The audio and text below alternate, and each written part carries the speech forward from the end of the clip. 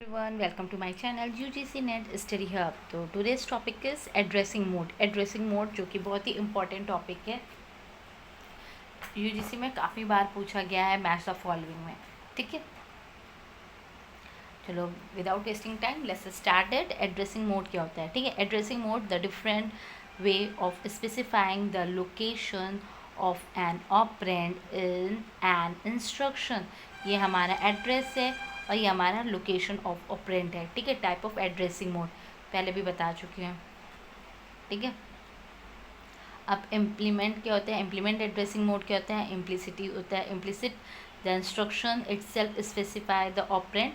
Implicit बोलते हैं. ठीक है, एग्जाम्पल जैसे complement of accumulator in a stack organizing computer. Zero addressing instruction or implied mode instruction. ये स्टैक और पॉप है ना, stack and top. Operand are always implied to be present on the top of the stack.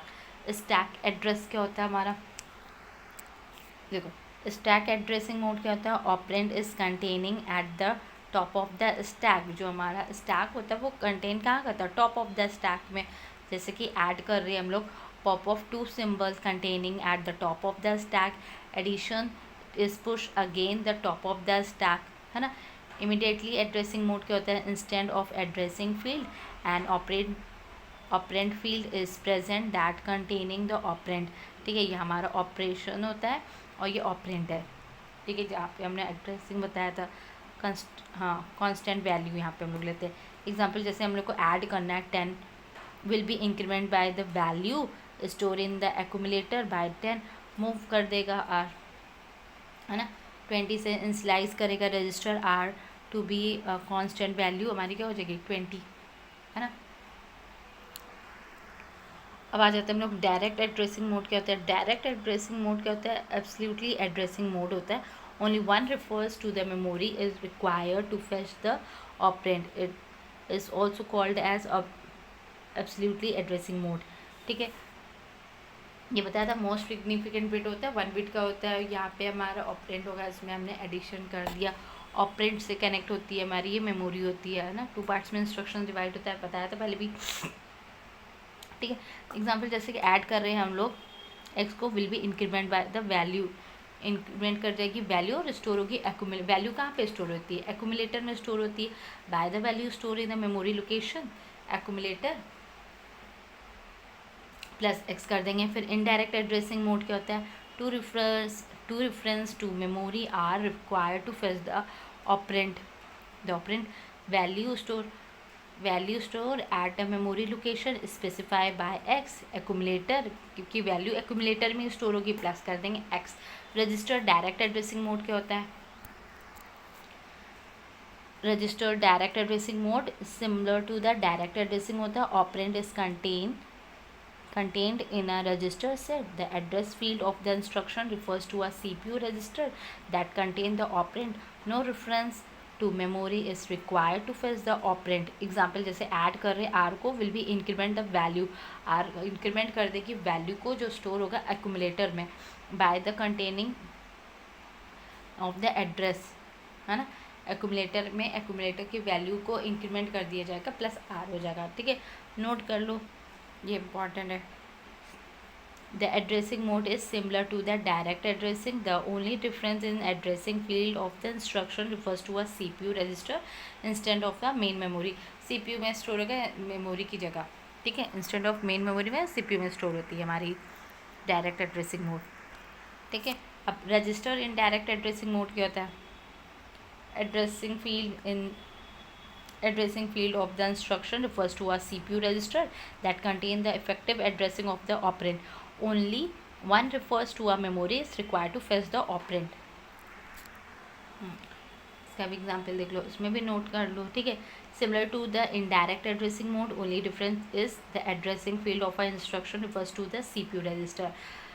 Relative addressing mode क्या होता है? effective address of the operand is obtained by the adding the content of a program counter will be with the address part of the instruction. Effective addressing equal to the content of a program counter plus address part of the instruction. Her point के बाद मैंने एक note दिया, short note, जिससे आपको clarity से समझ में आ सके होता क्या है ना। और एग्जाम्पल भी मैंने मेंशन कर रखा है। ये थोड़ा सा थ्योरी पार्ट हो गया है एड्रेसिंग मोड्स, है ना, नोट पढ़ लेना।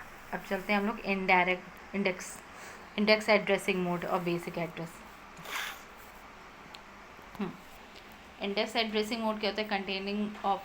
Contain of index at register with the address part of the instruction. Effective address equal to the, ये फॉर्मूला है जो ब्लैक से लिखा है ना, ये फॉर्मूला है।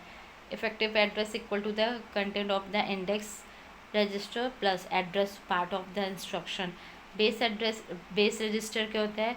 Content of the base register with the address part of the instruction. Effective address equal to content of the base register plus address part of the instruction. Auto increment automatic.